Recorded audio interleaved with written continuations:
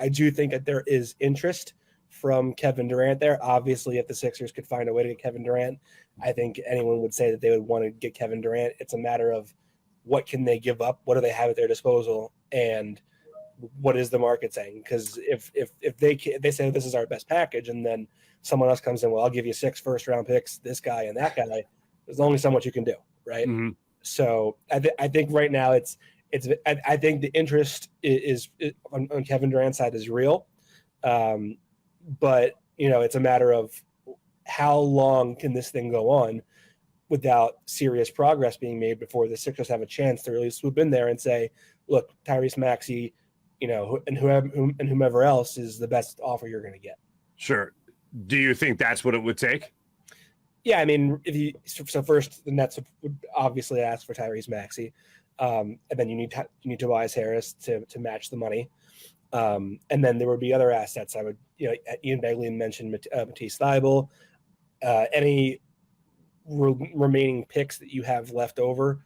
I think they have very limited pick supply because of the Harden deal. So they would obviously owe those.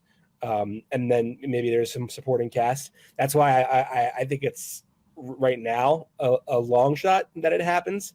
That's just my speculation, because let's look around the league. The Raptors, if they want to get really serious, can include Scotty Barnes, and the Celtics, if they want to get serious, can include Jaylen Brown. And then those are packages right off the bat that might entice Brooklyn more than the Sixers can with Tyrese Maxey. Is it as easy as wherever Kevin Durant goes, just let's say it's in the Eastern Conference, it's to the Celtics, it's to the Sixers, or even stays with the Nets? Whatever happens, the power of the there's my football NFCs, the power of the Eastern Conference goes wherever Kevin Durant goes. Is it as easy to say that? Yeah, I mean, they would certainly have the most top end talent, in the maybe even in the entire league.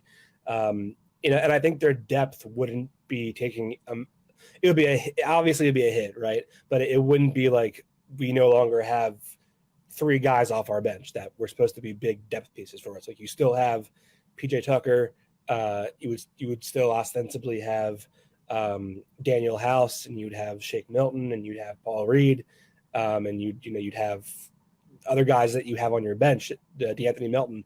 So you'd still have a pretty formidable supporting cast around your core of Joel Embiid, James Harden, and Kevin Durant. It's hard to even say, because I'm so used to saying Tyrese Maxey, sure, Harris, But I mean, from the sounds of the reported packages, it wouldn't include their bench, which I think would be a huge sticking point for them. And I also think, realistically, look at the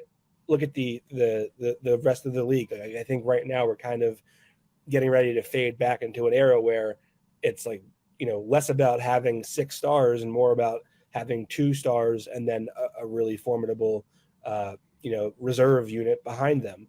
And so I think if you're giving away 4 players plus picks, is it really worth it anymore? Like, do you really have a great chance? Ask the Nets how that worked out for them, trading everything they had to get James Harden. They had nothing left when all was said and done, and that was ultimately why they lost in the playoffs.